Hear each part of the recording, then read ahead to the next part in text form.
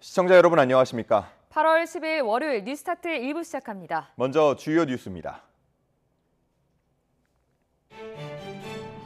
차세대 장미란 역도 박혜정 선수가 여자 최중량급에서 한국 신기록을 세우며 은메달을 목에 걸었습니다.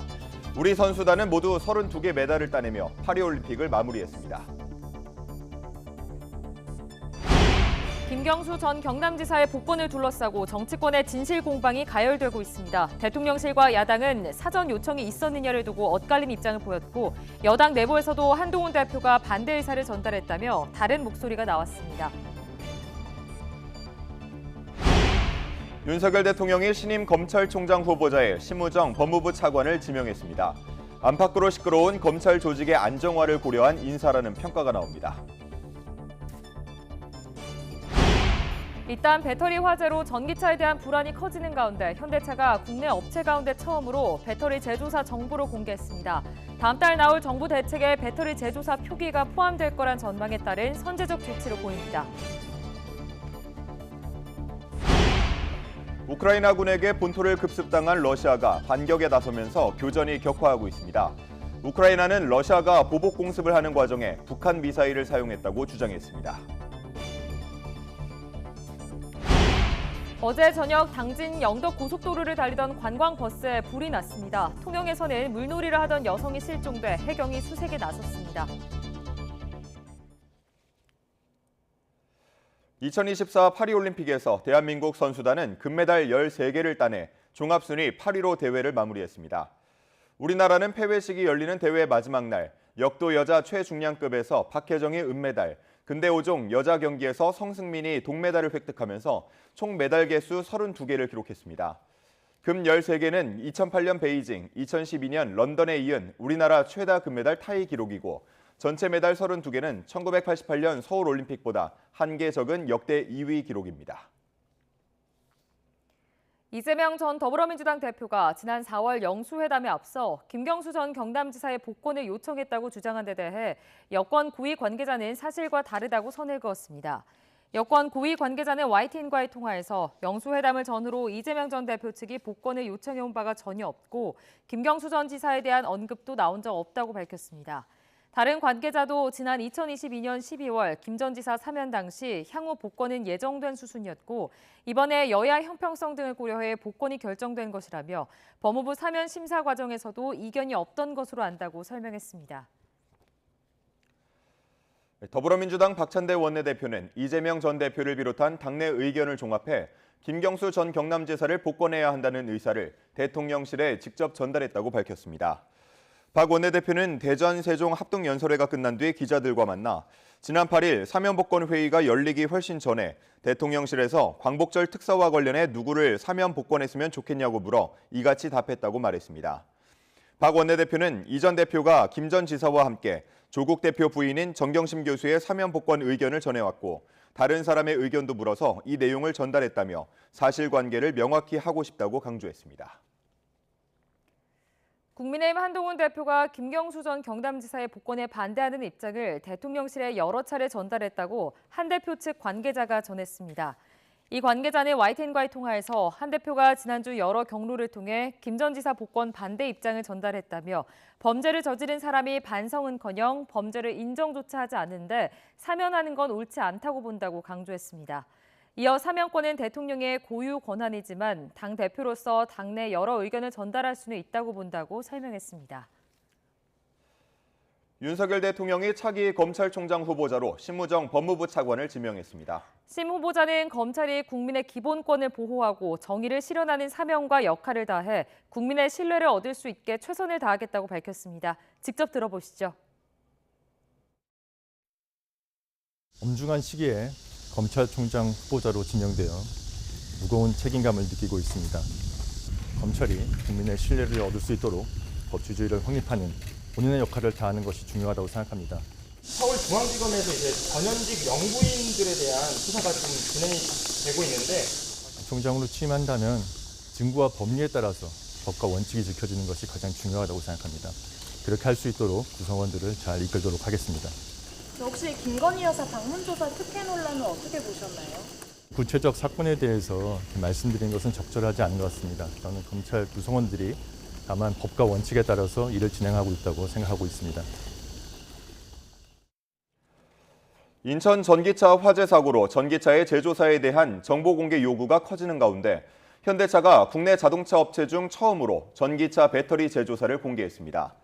현대차는 홈페이지를 통해 현대차 10개, 제네시스 3개 종류의 전기차에 들어가는 배터리의 제조사를 밝혔습니다. 현대차에 이어 기아도 조만간 배터리 정보를 공개할 것으로 전해지고 있습니다. 우크라이나 수도 키이우가 러시아의 공습을 받아 4살 난 어린이와 아버지 등 2명이 숨졌습니다. 또 13살 난 어린이 등 3명이 다쳤다고 우크라이나 구조 당국이 밝혔습니다. 우크라이나 공군은 현지 시간 10일 밤 러시아 미사일 2발이 키이우를 향해 발사됐다고 밝혔으며 하늘에서 적어도 2차례 폭발이 보였다고 AFP는 보도했습니다. 우크라이나군은 키이우 외 5개 지역도 무인기 공격을 받았다고 밝히면서 키이우 주변과 동부지방 전역에 공습 경보를 발령했습니다. 어제 저녁 7시 20분쯤 충북 청주시 당진 영덕 고속도로 청주 분기점 부근에서 청주 방향으로 달리던 관광버스에 불이 났습니다.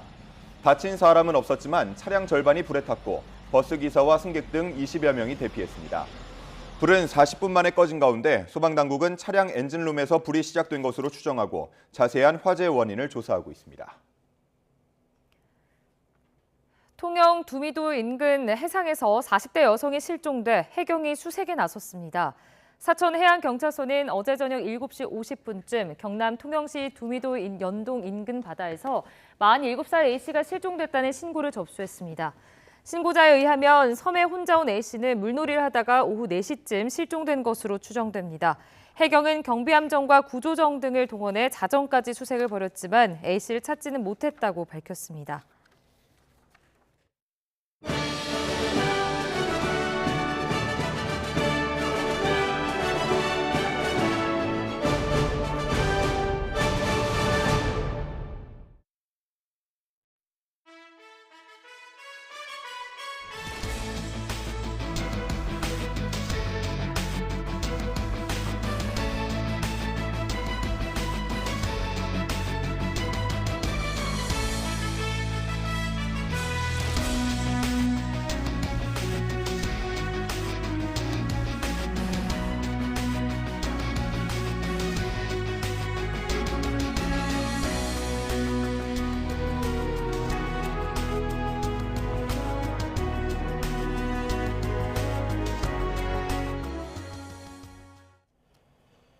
파리올림픽 마지막 날 포스트 장미란 역도 박혜정 선수가 여자 최중량급에서 12년 만에 메달을 땄고 근대 5종의 성승민은 아시아 여자 최초로 시상대에 올랐습니다.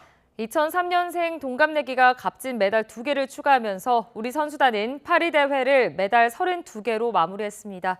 조은지 기자입니다. 생애 처음 밟은 올림픽 무대. 박혜정은 인상에서 131kg, 한국 신기록을 세우며 산뜻하게 출발했습니다. 용상에서도 168kg을 들어올리며 이렇다 할 위기도 없이 예약했던 은메달을 목에 걸었습니다.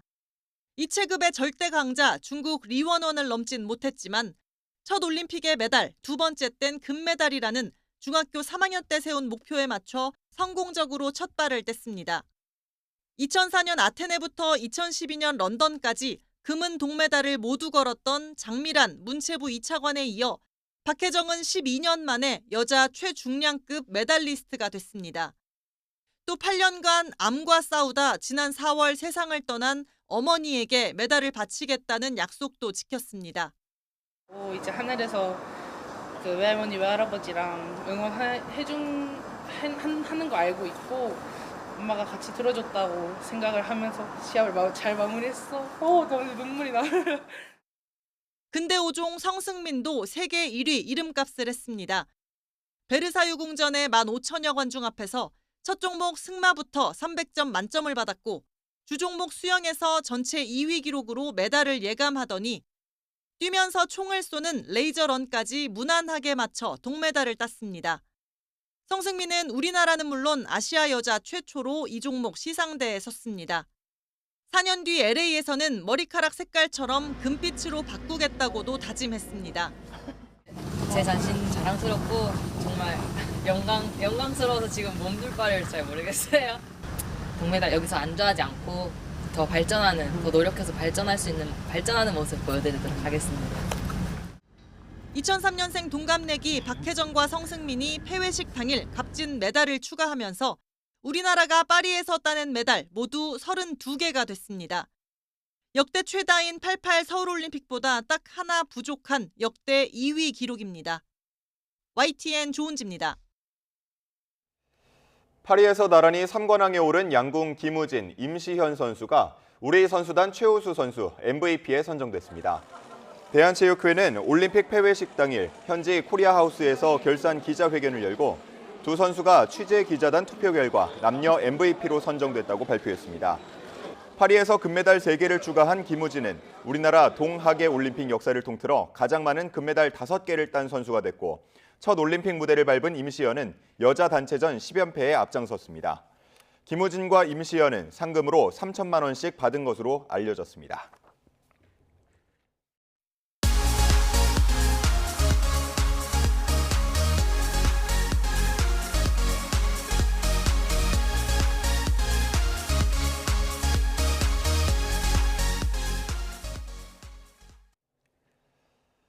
김경수 전 경남지사의 복권은 이미 예정된 수순이었고 이재명 전 대표나 민주당이 따로 요청하지 않았다는 여권발 주장이 나왔습니다. 하지만 야당에서는 대통령실이 누구를 사면 복권할지 물어와 의견을 전달했다고 반박하고 있어 논란이 일고 있습니다. 강민경 기자가 정리했습니다. 여권 고위 관계자는 YTN과 통화에서 김경수 전 지사의 복권은 예정된 수순이었다고 밝혔습니다. 지난 2022년 12월 김경수 전 지사의 사면 때부터 복권을 염두에 뒀는데 여야 형평성 등을 고려해 이번에 결정이 된 것뿐이란 설명입니다. 영수회담을 앞두고 이재명 전 민주당 대표 측이 김 전 지사 복권을 요청했다는 주장에 대해서도 언급조차 나온 적이 없다며 선을 그었습니다. 민주당의 주장은 약간 다릅니다. 박찬대 원내대표는 대통령실로부터 먼저 광복절 사면 복권 대상 희망자를 추려달라는 요청이 왔다고 밝혔습니다. 이에 이재명 전 대표와 상의를 거쳐 김 전 지사와 조국혁신당 조국 전 대표의 부인 정경심 전 교수를 꼽아 전달했다는 겁니다. 이재명 대표께서 김경수 전 지사와 정경심 교수에 대해 사면 복권했으면 좋겠다라는 의견을 저한테 전달해 주셨고요. 사면 복권을 대통령실에 전달을 했습니다. 이게 사실관계이고요. 이재명 전 대표도 전날 비슷한 주장을 했는데 민주당 일각에서는 이 전 대표의 복권 요청을 정부가 받아들이는 모양새를 피하려고 여권이 연막전술을 펴고 있다는 해석까지 나왔습니다. 이런 가운데 여권 내부에서도 다른 목소리가 나오고 있습니다. 여권 고위 관계자는 김 전 지사의 사면 복권 심사 과정에서 반대 의견이 전혀 없었다고 분위기를 전한 반면 한동훈 대표 측은 김 전 지사의 복권에 반대하는 입장을 대통령실에 여러 차례 전달해 왔다고 주장하는 겁니다. 여야가 각자 이해관계에 따라 엇갈린 주장을 내놓고 있는 상황. 논란의 당사자 김경수 전 지사의 복권 여부는 오는 13일 국무회의 의결과 대통령의 재가로 최종 확정됩니다. YTN 강민경입니다. 윤석열 대통령이 신임 검찰총장 후보자에 심우정 법무부 차관을 지명했습니다. 윤 대통령이 여름 휴가를 마치고 업무에 복귀한 건데 방송사법에 대한 제2요구권 행사 등 풀어야 할 현안이 쌓여 있는 모습입니다. 강희경 기자가 보도합니다. 윤석열 대통령이 이원석 검찰총장의 후임으로 심우정 법무부 차관을 지명했습니다. 정진석 대통령 비서실장은 심 후보자가 법무부와 검찰의 주요 분야에서 탁월한 역량을 발휘했고 검찰 구성원들의 신망이 두텁다고 배경을 설명했습니다. 또 헌법과 법치주의 수호 등 검찰 본연의 역할을 잘 수행할 것으로 보인다고 밝혔습니다. 향후 안정적으로 검찰 조직을 이끌고 헌법과 법치주의 수호, 국민 보호라는 검찰 본연의 역할을 잘 수행할 적임자로 판단하였습니다. 지난주 4박 5일간 여름 휴가를 다녀온 윤 대통령은 신임 검찰총장 지명으로 업무에 공식 복귀했습니다. 각종 현안이 산적해 있는 가운데 윤 대통령은 먼저 이번 주 방송사법에 대한 제2요구권을 행사할 전망입니다. 앞서 정부는 한덕수 국무총리 주재로 국무회의를 열고 방송사법이 공영방송의 편향성을 악화할 우려가 있다며 거부권 행사를 건의했습니다. 야당이 일방적으로 통과시킨 이번 개정안들은 공영방송의 변화와 개혁을 이끌기보다는 오히려 그간 누적되어 온 공영방송의 편향성 등을 더욱 악화시킬 우려가. 이에 더해 이번 주 국무회의에서는 전국민 25만 원 지원법과 노란봉투법에 대한 제2요구안이 의결될 예정이어서 거부권 정국이 다시 본격화할 것으로 보입니다. 같은 날 광복절 특사 복권안도 상정되는데 김경수 전 경남지사가 복권 대상에 포함되면서 윤 대통령의 최종 결정에 관심이 집중되고 있습니다. 윤 대통령은 오는 15일 광복절에는 자유의 방점을 둔 새로운 통일 담론을 제시할 예정입니다. 광복절 경축사는 대통령의 가장 중요한 연례 메시지 가운데 하나로 꼽히는 만큼 문구를 세심하게 다듬으며 막판까지 준비에 매진할 것으로 보입니다. YTN 강희경입니다. 검찰총장 후보자로 지명된 심우정 법무부 차관이 검찰에 대한 국민의 신뢰를 얻을 수 있도록 최선을 다하겠다며 지명 소감을 밝혔습니다. 심 후보자는 어제 오후 정부 과천청사에서 기자들과 만나 엄중한 시기에 검찰총장 후보자로 지명돼 무거운 책임감을 느낀다며 이같이 말했습니다. 구체적인 사안에 대해서는 즉답을 피했는데 전현직 영부인에 대한 수사와 관련해 증거와 법리에 따라 법과 원칙을 지켜지는 게 가장 중요하다고 강조했습니다. 인천 전기차 화재 등으로 전기차에 대한 공포감이 커지고 있습니다. 현대차가 배터리 제조사를 공개하며 대응에 나서고 정부 대책도 준비 중이지만 공동생활시설에 설치된 전기차 충전기가 대부분 과충전을 예방하기 어려운 제품으로 알려지면서 불안감이 커지고 있습니다. 오동건 기자가 전해드립니다. 현대차가 전기차의 배터리 제조사를 전격 공개했습니다. 전기차 10종, 제네시스 브랜드 3종을 합쳐 총 13종입니다. 코나 일렉트릭에는 세계 1위 배터리 업체인 중국 CATL의 배터리가 탑재됐고 나머지 9종과 제네시스 전동화 모델 모두 국내 업체의 배터리가 사용되고 있었습니다. 9월 초에 발표될 정부 종합대책의 배터리 제조사 표기가 논의되면서 현대차가 선제적으로 조치에 나선 것으로 보입니다. 빠르면 9월 초 정도의 발표 예정인데요. 그래서 이 전기차의 배터리에 이 제조사를 표기하느냐 안 하느냐 하는 문제도 이 9월 초에 발표될 종합대책에 넣어서 함께 다른 부분하고 같이 조화를 맞춰서 그렇게 발표하도록 하겠습니다. 정부와 업체가 대책 마련에 나섰지만 전기차 화재 불안감은 더욱 커지고 있습니다. 국민의힘 이미자 의원이 환경부에 받은 자료에 따르면 6월 기준 공동주택에 설치된 전기차 충전기 98.3%가 마트나 상가 같은 근린생활시설의 70.5%가 완속 충전인 것으로 조사됐는데 대부분의 완속 충전기는 자체적으로 과충전을 방지할 수 없다는 점에서 소비자들의 불안감을 키우고 있습니다. 중고차 시장에선 벌써 전기차 매물이 늘고 가격도 낮아지는 것으로 전해져 시장이 요동치고 있습니다. 업계 관계자들은 화재 발생률이 내연기관 자동차보다 낮다고 호소하지만 불안감 차단에 효과가 있을지는 미지수입니다. 소방청 화재 통계를 보면 자동차 10,000대당 화재 발생률은 내연기관이 이제 1.88%고 전기차가 1.63%입니다. 그러니까 좀 낮죠. 다만 이제 우리가 무섭게 생각하는 건 그러니까 진화가 어렵다는 거. 그 부분 때문에 이제 그런 거죠. 그래서 어떻게 보면 저는 이번 사고를 보면서 이게 우리나라 전기차 산업의 기로가 될 수가 있겠다. 올해 기아의 EV3, 현대 캐스퍼 일렉트릭, 아이오닉 7 등 전기차가 출격 대기 중인 상황. 전기차 캐즘 상황에 화재 공포증까지 더해지며 전기차 업계의 어려움이 가중되고 있습니다. YTN 오동건입니다. 어제 저녁 당진 영덕 고속도로를 달리던 관광버스에 불이 났습니다. 통영에서는 물놀이를 하던 여성이 실종돼 해경이 수색에 나섰습니다. 밤사이 사건 사고 소식 임예진 기자가 보도합니다. 고속도로 갓길에 세워진 버스에서 시뻘건 불이 뿜어져 나오고 검은 연기가 연신 솟구칩니다. 어제 저녁 7시 20분쯤 당진 영덕고속도로 청주분기점 부근에서 관광버스에 불이 나 40여 분 만에 꺼졌습니다. 차량 절반이 불에 탔지만 엔진에 열이 오르는 걸 본 버스기사가 차를 세우고 곧장 대피해 다친 사람은 없었습니다. 버스에 있던 승객 20여 명은 불이 나기 1시간 전쯤 차량 고장으로 다른 버스로 옮겨 탄 것으로 파악됐습니다. 비슷한 시각 경남 통영에선 40대 여성이 바다에서 실종됐다는 신고가 접수됐습니다. 두미도에 혼자 입도한 여성은 물놀이를 즐기다가 오후 4시쯤 실종된 것으로 추정됩니다. 해경은 경비 함정과 구조대를 동원해 수색 작업을 벌이고 있습니다.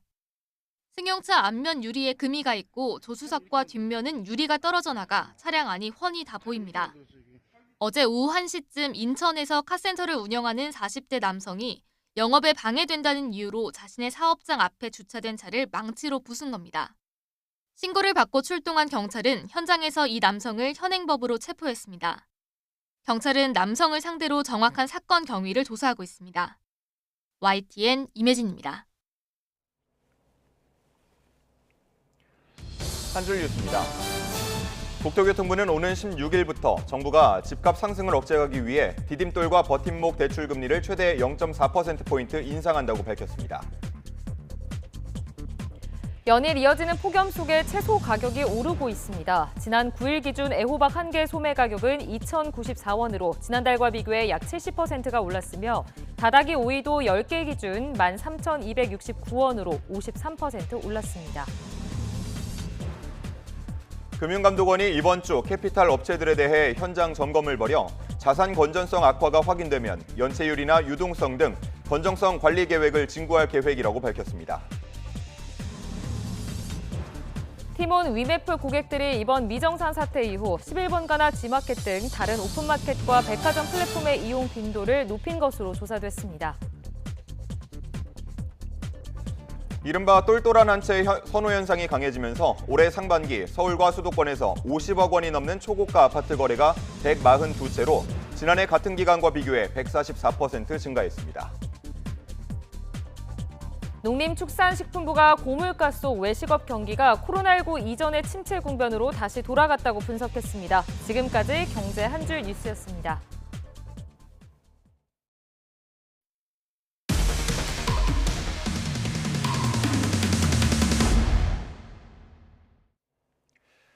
경기 이천시 SK하이닉스 본사 안에 있는 치과가 이른바 사무장병원 의혹으로 경찰 수사를 받고 있습니다. 경찰은 면허를 빌리거나 빌려준 혐의로 치과 사회이사와 의사 등을 입건하고 압수수색을 진행하는 등 강도 높은 수사에 나섰습니다. 유세연 기자가 단독 취재했습니다. 경기도 이천 SK하이닉스 사업장 안에 있는 치과 의원입니다. 겉보기에는 일반 치과와 다를 게 없어 보이지만 아무나 들어갈 수 없습니다. SK하이닉스와 자회사, 하청업체 직원들만 출입할 수 있습니다. 이들의 구강 관련 직장 건강검진도 이곳에서 이뤄집니다. 그런데 YTN 취재 결과 이 치과가 이른바 사무장 병원 의혹으로 경찰 수사를 받는 것으로 확인됐습니다. 경찰은 의료인이 아닌 사회이사 A씨가 이 치과를 사실상 운영해온 정황을 포착했습니다. 원장한테 급여가 지급이 안 됐다라는 걸 얘기를 했죠. 그랬는데 원장이 아무 대답이 없더라고요. 자금을 송금하는 역할을 맡고 있으니까 이제 연락을 해보겠다 이런 얘기를 하더라고요. 현행법상 병 의원은 의사 면허가 있는 의료인이 운영해야 합니다. 그런데 이 치과는 명목상 치과 의사 B씨가 원장으로 되어 있지만 자금 관리 등 실질적인 경영 활동은 A씨가 주로 맡아온 것으로 경찰은 파악했습니다. 일반적으로 사무장병원은 과잉 진료로 환자의 안전을 위협하거나 진료비를 과잉 청구해 건강보험 재정을 갉아먹는다는 지적이 끊이지 않습니다. 상당히 매출을 강조하는 경향들이 훨씬 더 커질 수 있다라는 얘기고, 그러면은 이제 정상적인 진료 행위를 했을 때는 발생하는 매출보다는 건강보험에서 이제 보상해 주셔야 되는 게 더 많아지겠죠. 그래서 예를 들어서 한 번만 해도 될 걸 2번, 3번 한다거나. 경찰은 이 치과의 실제 주인을 확인하는 동시에 이곳 역시 진료비를 과잉 청구하는 등 부당하게 이득을 얻었는지도 조사하고 있습니다. 지난해 11월 건강보험공단으로부터 고발을 접수해 수사에 착수한 경찰은 지난달 압수수색을 통해 치과 전산 자료 등을 확보한 뒤 포렌식을 진행하고 있습니다. 경찰은 A씨를 비롯해 명의를 빌려준 의사 B씨 등 모두 5명을 의료법 위반 혐의로 입건하고 수사를 이어가고 있습니다. YTN 유서연입니다. 사무장병원 의혹을 받는 해당 치과는 SK하이닉스 안에 자리를 잡은 지 10년이 넘었습니다. 이 기간 치과가 건보공단에서 타낸 보험금은 수십억 원에 달할 것으로 추정되는데요. 경찰은 건강보험 부정수급 의혹을 조사하면서 SK하이닉스 측이 해당 치과에 입주 특혜를 준 건 아닌지 들여다보고 있습니다. 이어서 권준수 기자의 단독 보도입니다. 경찰은 SK하이닉스 사업장 안에서 사무장 치과를 운영한 혐의를 받는 A씨가 지난 2013년부터 여러 치과 의사의 면허를 빌려가며 병원을 운영해온 것으로 보고 있습니다. 내부 진료 기록과 국민건강보험공단에 청구한 진료비 내역 등을 바탕으로 부당이득의 존재와 규모 등을 조사하고 있습니다. YTN 취재진이 입수한 자료를 보면 지난 10여 년 동안 이 치과에서 진료를 본 환자는 5만 3천여 명에 달합니다. 이 기간 치과가 국민건강보험공단에서 받은 보험금은 30억 원 가까이 되는 것으로 추정됩니다. 대규모 사업장 안에 입주해 있다 보니 경쟁 없이 손쉽게 큰 수익을 얻을 수 있었습니다. 이렇게 사업장이 큰 경우에는 공단이나 보건소 방문하는 게 아니고 직장 내에서 시행하도록 되어 있고 대상은 SK하이닉스 본사 정직원, 자회사, 그다음에 하청업체 직원들. 그래서 굉장히 쉽게 어떤 수익을 올릴 수 있는 방법 중에 하나고요. 이에 따라 경찰은 A씨가 병원에 입주하는 과정에서 특혜가 있었는지도 들여다보고 있습니다. 경찰 관계자는 워낙 오랫동안 사업장에 입주해온 치과인 만큼 SK하이닉스 치과의 연관성을 배제하지 않고 있다며 계약 관계 등을 확인하고 있다고 설명했습니다. SK하이닉스 이천 사업장에 입주하기 위해서는 3년 단위로 SK하이닉스의 시설관리 자회사와 재계약을 맺어야 하는데 이 치과는 지난 10여 년 동안 입찰 경쟁 없이 재계약에 성공했습니다. 대기업 같은 데서는 굉장히 안정적인, 굉장히 큰 사업장이 만약 들어간다면 계속적으로 비용은 둘째치고 이제 그 매출 또는 이제 수익이죠. 수익이 발생할 수 있는 안정적인 기반이 있기 때문에 당연히 그런 쪽에 들어오고 싶어 하지 않을까라는 생각이 듭니다. 이와 관련해 SK하이닉스 측은 자회사 SK하이스텍에서 특별한 혜택 없이 계약을 맺고 연장해 왔을 뿐이라고 설명했습니다. 또 해당 치과는 사업장에 입주한 개인 시설로 SK하이닉스 측에 관리 감독 권한이 없다고 강조했습니다. YTN 권준수입니다.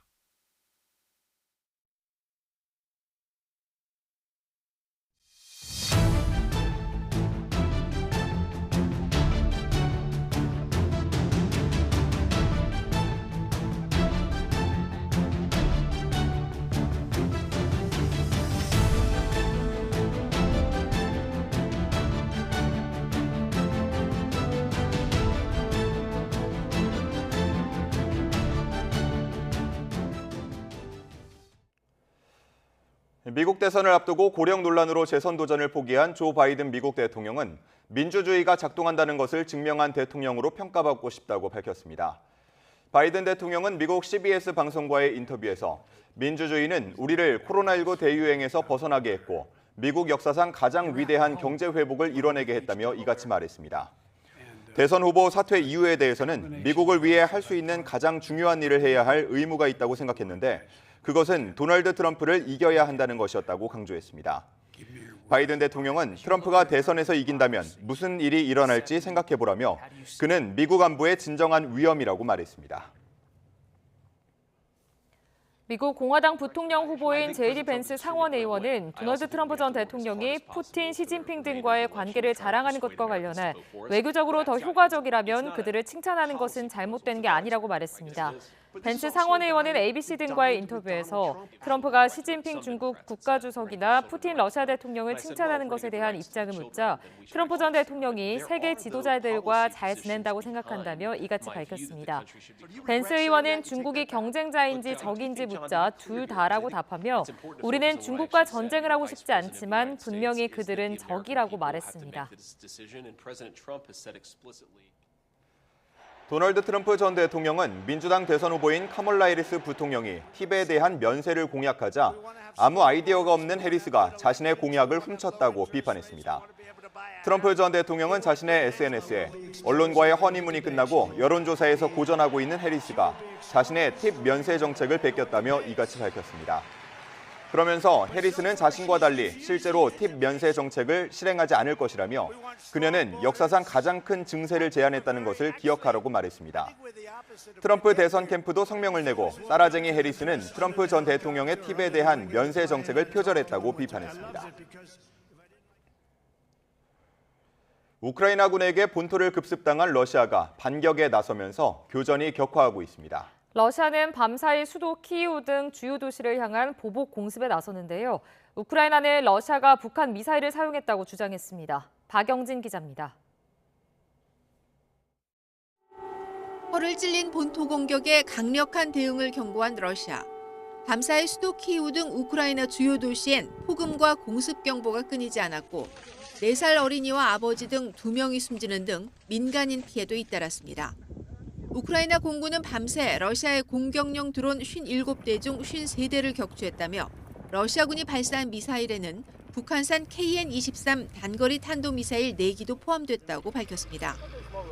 젤렌스키 대통령도 러시아가 이번 공격에 북한 미사일을 사용했다며 이는 우크라이나를 겨냥한 또 다른 고의적 테러 공격이라고 비판했습니다. 모처럼 사기를 끌어올린 우크라이나와 반격에 나선 러시아의 교전은 더욱 치열해졌습니다. 국경지대에 대테러 작전 체제를 발령하고 탱크 등 보강 병력을 급파한 러시아는 우크라이나의 침공 시도를 곳곳에서 격퇴하고 있다며 상황이 안정돼 가고 있다고 주장했습니다. 또 쿠르스크에 있는 우크라이나 병력과 무기를 공격해 성공적으로 파괴했다고 덧붙였습니다. 하지만 전장이 러시아 본토로 확장하면서 러시아 측 민간인 피해도 커지고 있습니다.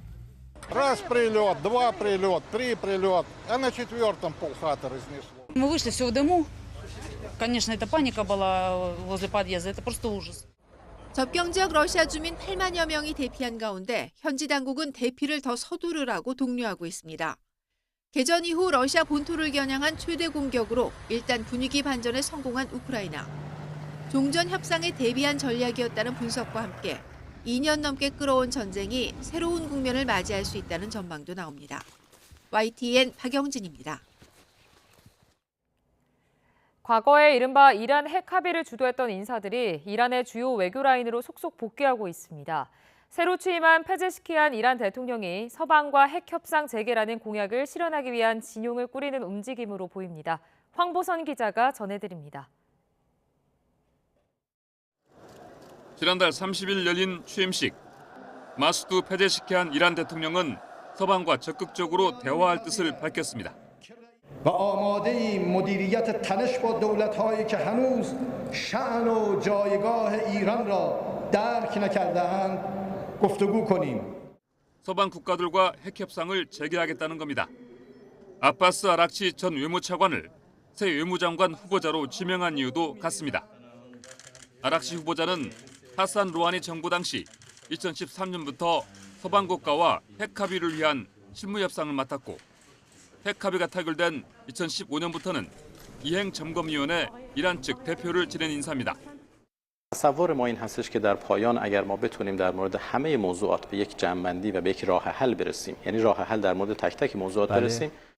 앞서 페제시키안 대통령은 과거 로하니 정부에서 핵 합의를 현장에서 총괄했던 모하마드 자바드 자리프 당시 외무장관을 부통령으로 임명했습니다. 핵 협상을 추진하기 위한 외교 진용을 갖추는 모습입니다. 이런 변화는 이란 최고 지도자가 비판적 민심에 부응하는 차원에서 새 대통령에게 힘을 실어주고 있다고 볼 수 있는 대목입니다. 이란 내각 구성에서 국방과 안보 분야는 최고 지도자와 군부의 권한 아래 있지만 외교 분야는 대통령이 재량권을 부여받게 됩니다. YTN 황보선입니다. 이스라엘군이 가자지구 남부 칸 유니스에서 군사작전을 앞두고 또다시 대피령을 내렸다고 현지 통신이 보도했습니다. 이스라엘군은 현지 시간 11일 칸 유니스 알잘라 구역은 중대한 테러 활동으로 더는 인도주의 구역으로 간주되지 않을 것이라며 이는 하마스 무장 세력이 이 지역에 숨어 있다는 정확한 정보에 따른 조처라고 주장했습니다. 이스라엘군은 지난 8일 칸 유니스에 대피령을 내리고 이튿날부터 제98사단 병력을 투입해 지상작전에 나섰습니다.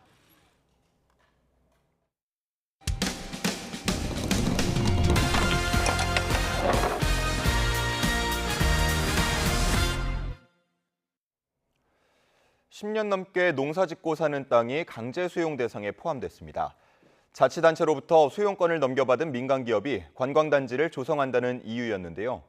주민들은 재산권 침해라며 반발하고 있습니다. 시청자 제보를 홍성욱 기자가 취재했습니다. 지난 2005년 강원도 홍천 농촌마을에 3,000제곱미터 땅을 산 A씨. 은퇴 후 농사 지으며 사는 땅입니다. 그런데 최근 자치단체로부터 A씨 땅이 관광단지 사업 부지에 포함돼 강제 수용 대상이라는 공문을 받았습니다. 땅 팔 마음이 없는 A씨는 황당합니다. 한 번도 연락도 없이 응? 왜 강제 수용하겠다는 이런 공문을 받으니까 아유 황당합니다. 이제 너무 황당해. 그래서 제가 이제 이 일을 제기하고 이제 했죠. 해당 관광단지 조성 사업은 지난 2009년으로 거슬러 올라갑니다. 당시 민간 사업자가 500만 제곱미터의 관광단지를 조성하겠다는 사업 계획을 제출했습니다. 강원도는 공익성이 있다는 이유로 승인하고 토지 강제 수용권을 내줬습니다. 골프장을 포함해 숙박시설과 전시장, 공연장을 짓겠다는 계획이었지만 당시 업체는 자금난으로 골프장만 짓고 부도가 났고 국내 한 대기업이 이를 인수했습니다. 15년이 지난 현재까지 공익과 상관없는 골프장만 운영 중인 상태. 그런데 최근 인수기업이 관광단지 사업을 재추진하겠다며 다시 사유지 수용 계획을 발표했습니다. 토지 수용에 반발하는 주민들은 대기업의 재산권 침해를 자치단체가 용인하고 있다고 주장합니다. 무엇보다 돈 되는 골프장만 짓고 관광단지는 또다시 무산될 우려가 크다고 지적합니다. 반면 업체는 땅 주인들이 터무니없이 큰 금액을 요구하고 있어 현실적으로 협상이 이루어지지 못했고 이로 인해 사업 추진이 늦어지고 있다고 밝혔습니다. 사유지 99.9% 샀고요. 이분들 빼놓고 약 2,000평 남았어요. 세 분이 합쳐서 2,000평인데 이분 때문에 전체적인 사업 진행하다 이런 부분들이 차질 유지가 안 되니까. 강원도는 주민 이의 신청을 받은 뒤 토지수용위원회를 개최해 강제 수용 여부를 결정할 계획입니다. YTN 홍석입니다. 8월 12일 월요일 미리 보낸 오늘입니다. 일단 전기차 화재로 정부가 긴급회의를 열고 종합대책을 마련하기로 했습니다. 환경부는 오늘 국토교통부와 산업통상자원부, 소방청 등 관계부처가 참여하는 관련 회의를 진행한다고 밝혔는데요.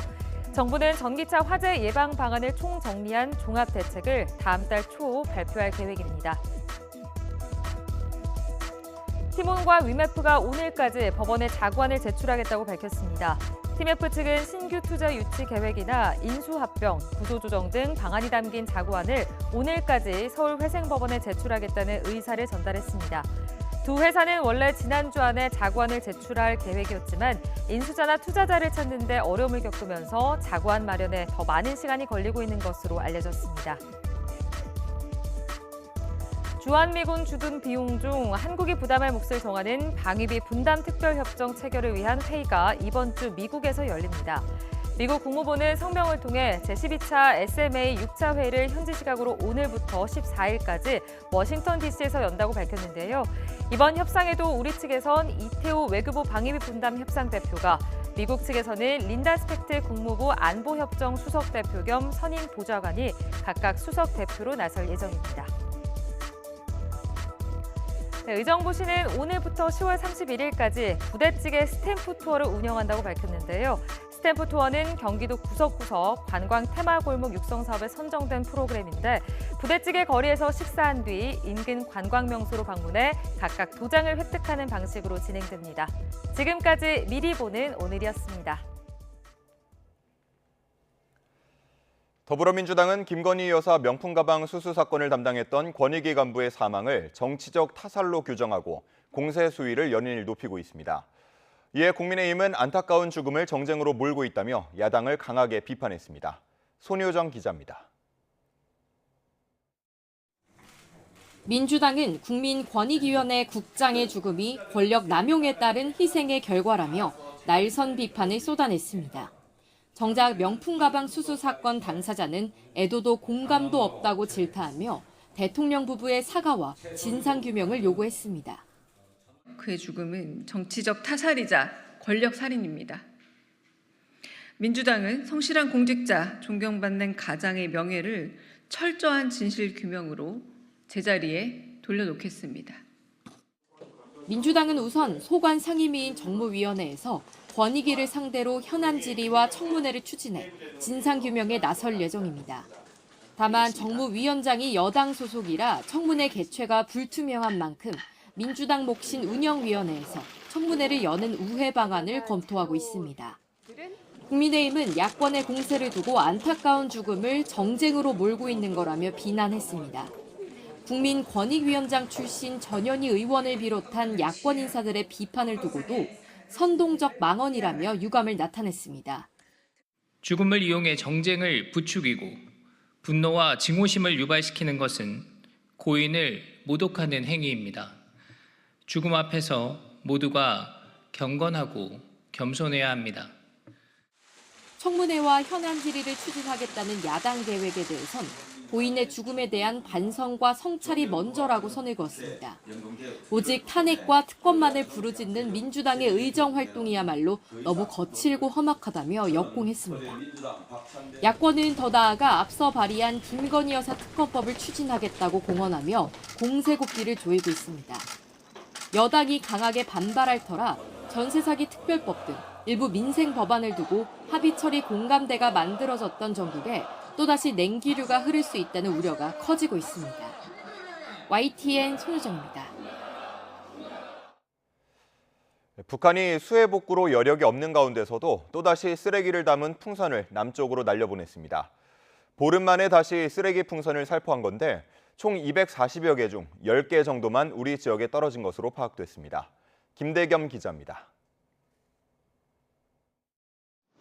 보름 동안 잠잠했던 북한의 쓰레기 풍선 도발이 다시 시작됐습니다. 저녁부터 시작된 북한의 풍선 살포는 이튿날 새벽까지 이어졌습니다.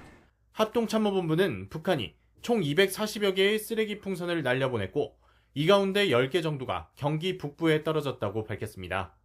올해 들어서만 벌써 11번째 풍선 도발입니다. 이번에도 풍선한 내용물은 대다수가 종이와 플라스틱 병 등 쓰레기들로 채워졌습니다. 안전에 해가 되는 물질은 발견되진 않았지만 북한은 최근 압록강 주변 수해 복구로 여념이 없는 와중에도 남한을 겨냥해 신경전과 도발을 계속해 이어오고 있습니다. 앞서 지난 4일에는 평양에서 신형 전술탄도미사일 발사대 임계 인수식을 열어 발사대 250대의 전방 배치를 주장하며 사실상의 무력 시위를 벌였습니다. 이어 김정은 국무위원장이 수재민을 찾아 위로를 전한 자리에서는 한국 정부와 언론을 향해 원색적 비난을 쏟아내며 거센 신경전을 펼쳤습니다. 지금 적들은 우리가 피해를 입은 기회를 악용하여 우리 국가의 영상에 흙탕물을 칠하려는 어리석은 시도를 계속하고 있습니다. 이런 가운데 쓰레기 풍선 도발까지 제기한 건 남한 내 갈등 조장과 대북단체의 풍선 부양 등을 차단하려는 의도로 풀이됩니다. 김여정이가 한국 사회에 대해서 100배 이상으로 풍선을 보내겠다라고 지시한 바가 있기 때문에 그에 따른 일환으로 보이고 한국 사회에 남남 갈등을 유도하기 위한 목적이 있다고 생각을 합니다. 우리 군 당국은 북한의 쓰레기 풍선 살포에 대응해 지난달부터 시작한 전방 지역의 대북 확성기 방송을 지금도 계속 이어가고 있다고 밝혔습니다. YTN 김대겸입니다. 막바지 피서가 절정인 요즘 밤마다 해수욕장이 무질서로 몸살을 앓고 있습니다. 술판에 쓰레기가 넘쳐나고 금지된 폭죽놀이가 기승을 부리는 등 무법천지가 따로 없습니다. 양심이 버려진 해수욕장 밤 풍경을 송세혁 기자가 취재했습니다. 자정 무렵 강릉 경포 해수욕장. 백사장은 거대한 술판으로 변했습니다. 술을 마시고 바다에 뛰어들어 수영도 합니다. 가족 단위 피서객들 앞에서 보기 민망한 애정 행각도 벌입니다.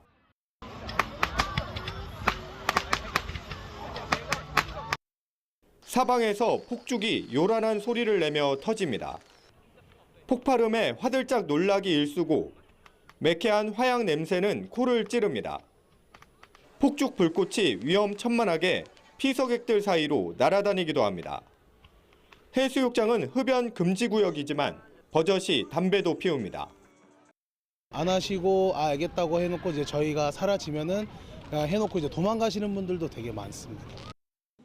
피서객들이 머물다 떠난 자리. 먹다 남은 술과 안주 등은 그대로 남겨둔 채 몸만 빠져나갔습니다. 모래사장 곳곳에는 쏘고 버린 폭죽 껍데기가 즐비합니다. 피서철 경포 일대 해수욕장에서 나오는 쓰레기는 하루 평균 7톤에 이릅니다. 해수욕장에서 쓰레기 투기와 폭죽 사용, 흡연 등을 하면 해수욕장법에 따라 10만 원 이하 과태료가 부과됩니다. 하지만 실제 과태료를 부과한 사례는 거의 없습니다. 가제를 부과하려면은 주소 성명, 주민등록번호 이거 다 알아야 되거든요. 이거 뭔데 이거 알려주려고 그냥 이거 알려주지 않으면은 수가 없어요. 지자체와 계약한 민간 경비업체가 밤마다 계도 위주 단속에 나서고 있지만 강제력이 없다 보니 실효성이 떨어질 수밖에 없습니다. 즐겁고 편안한 휴식처가 돼야 할 해수욕장에서 해마다 반복되는 무질서. 일부 피서객들의 삐뚤어진 피서 문화가 눈살을 찌푸리게 하고 있습니다. YTN 송세혁입니다. 프랑스 파리에서 즐기는 한강 라면 맛과 포장마차 분위기는 어떨까요? 올림픽이 열린 파리는 국내 기업들이 세계인을 상대로 이색 마케팅을 펼치는 무대이기도 했습니다. 황보혜경 기자가 소개합니다. 한강에서 볼 수 있는 커다란 라면 용기가 프랑스 파리의 대형 마트에 등장했습니다. 현지인들도 나무 젓가락을 능숙하게 사용하며 매운 라면을 즐깁니다. Alors c'était très bon, un peu épicé, un petit peu épicé pour moi, mais très bon. In total, the noodles very good quality, and the smell, the taste, everything is very compact. 간이 테이블과 플라스틱 의자가 놓인 포장마차도 파리 도심 한가운데에 들어섰습니다. 네온 사인과 한글 간판이 마치 서울 을지로 골목을 연상하게 합니다. 전 세계 관람객들에게 한국 주류 문화를 홍보하기 위한 행사입니다. 100% 사탕수수로 만든 플라스틱 컵을 활용해 친환경 올림픽에도 동참했습니다. 한류 인기 속에 올림픽을 맞아 전 세계인이 몰리는 파리에서 우리 기업들이 이색 마케팅에 나섰습니다. 메달을 딴 우리 국가대표 선수들에게 현지 매장에서 직접 만든 케이크를 전달한 국내 제과업체도 있습니다. 화장품 중소기업이 참여한 K-뷰티 체험 행사에는 K-팝 아이돌 화장법이 궁금한 젊은 층의 발길이 이어졌습니다. Je m'appelle Inès et j'ai passé un très bon moment ici. Il y a beaucoup d'activités qui sont typiques coréennes et comme j'adore la culture, j'ai passé un très bon moment ici. 전 세계인의 축제 올림픽에서 우리 기업들의 마케팅 경연도 선수들의 메달 경쟁만큼이나 뜨거웠습니다. YTN 황보혜경입니다. 23명의 생명을 앗아간 화성 아리셀 공장 참사가 발생한 지 49일이 지났습니다. 안타깝게 숨진 희생자들의 넋을 기리기 위해 유족들과 시민 종교단체들이 모여 49제를 봉행했습니다. 표정우 기자가 현장에 다녀왔습니다. 23개의 별이 뜨거운 화마에 갇혀 빛을 잃은 지 49일이 되는 날.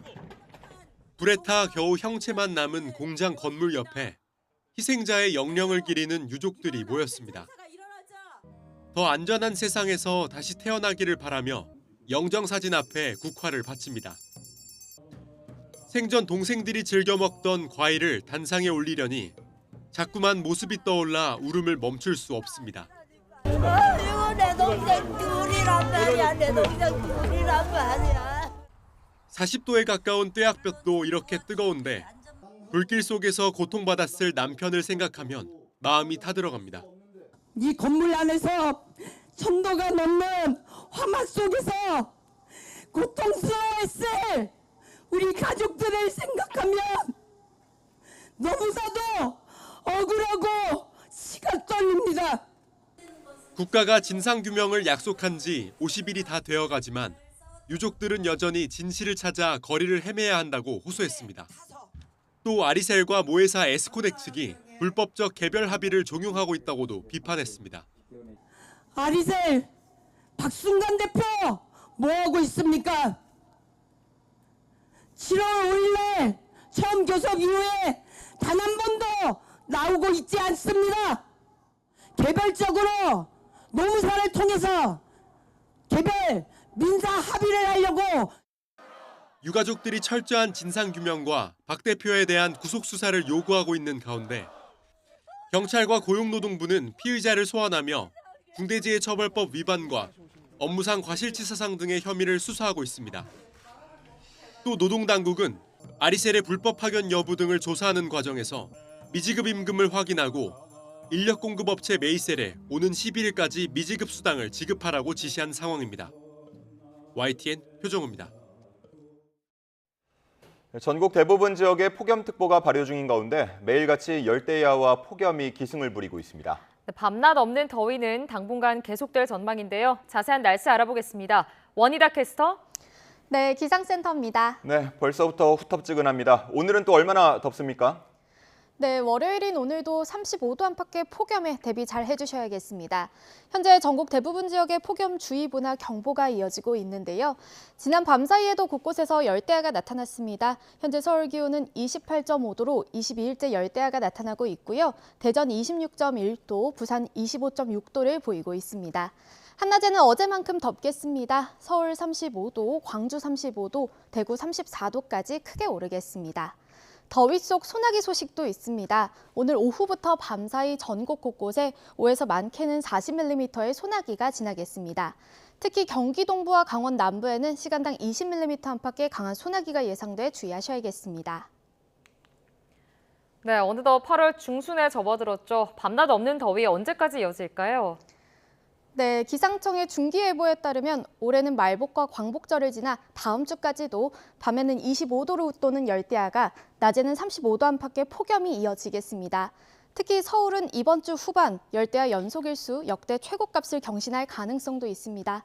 길게 이어지는 더위에 지치지 않도록 건강관리 잘해주시기 바랍니다. 날씨였습니다. 이상으로 뉴스타트 1부 마칩니다. 잠시 후 2부가 이어집니다. 시청해주신 여러분 고맙습니다.